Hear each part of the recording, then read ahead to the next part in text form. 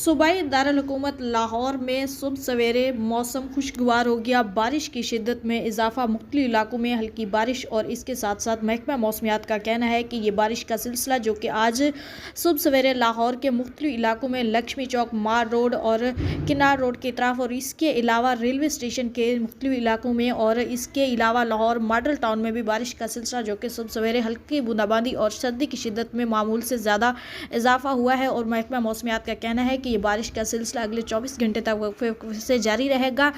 जाती सर्दी वापस लौट आई। लाहौर में मौसम सुबह सवेरे खुशगवार हो गया। बारिश का जो सिलसिला है वो आज पूरा दिन जारी रहेगा। बारिश की वजह से मौसम जो है ना वो गुज़िश्ता दिनों की निस्बत आज मामूल से थोड़ा ज़्यादा ठंडा रहेगा और हवाओं का सिलसिला भी जारी है। अगर बात की जाए दर्जा हरारत की तो महकमा मौसमियात का कहना है कि आज ज़्यादा से ज़्यादा जो है ना 15 से 25 सेंटीग्रेड तक जा सकता है, लेकिन इस वक्त तक मुख्तलिफ इलाकों में बारिश का सिलसिला जारी है, जो कि शहर लाहौर में सुबह सवेरे हल्की हल्की बारिश का सिलसिला शुरू हुआ और अब जो है ना बारिश का ये सिलसिला मज़ीद तेज़ हो गया है। और महकमा मौसमियात का कहना है कि आने वाले 24 घंटों में ये सिलसिला ऐसे ही जारी रहेगा।